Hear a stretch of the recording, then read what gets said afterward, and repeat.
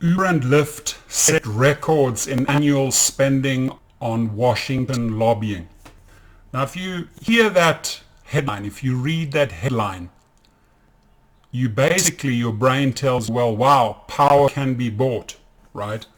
And all it takes is for money to flow to congressmen, to senators, to change laws. They put that money in their campaigns and they want a favor, right? And those favors definitely, I'll tell you what, they work against drivers. But you're not powerless. You're not powerless at all.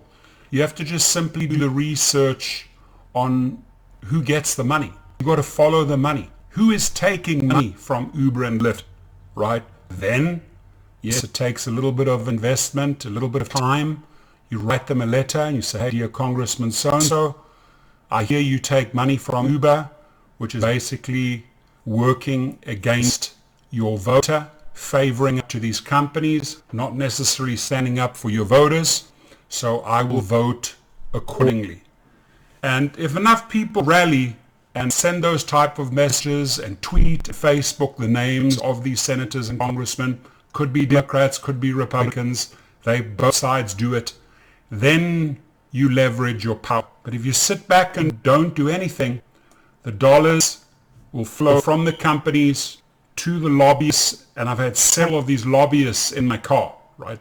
In California, a lot of them are in Sacramento. They fly into LA, they meet with companies that are they get a lot of money, and there's in-between broker guys, lobbyists, right?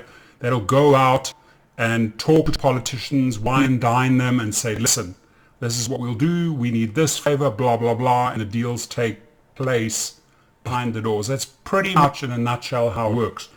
So you just have to fight back, my friends. You've got to follow the money.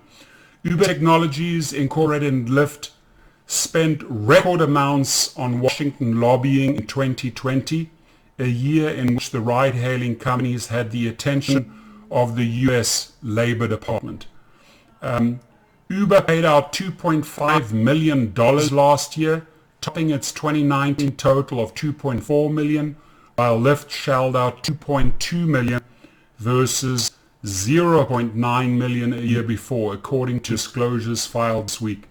The spending came as the Labor Department worked towards finalizing a rule viewed as a boon to app-based gig companies, as California voters handed such companies a win in November's elections by backing a proposition that exempts the drivers from the state's labor laws.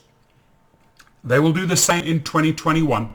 Both Uber and Lyft will spend pretty much the same type of money, $2 million or more, to lobbyists to buy further power in specific states. If they need favors in cities or states, they go, whether it's the governor, the mayor, the senators, the congressmen.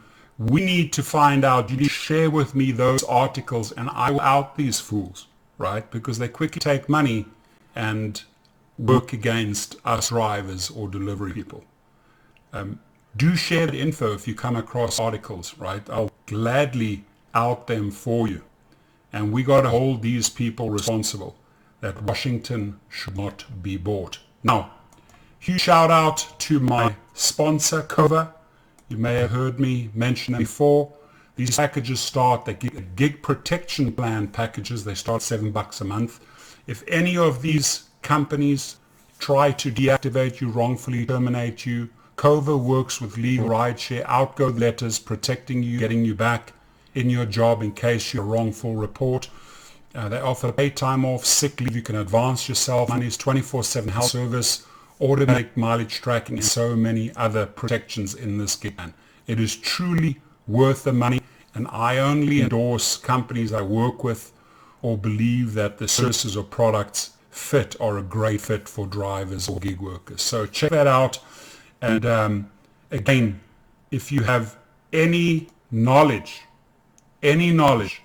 of any government, Republican or Democrat, that is receiving money from these corporations via a lobbyist, send me the name of the lobbyist, send me the name of the politician, and we will out them. Have a fantastic day, my friends. Be safe, sanitize your cars, wear those masks. Let's get through this pandemic together. God bless you.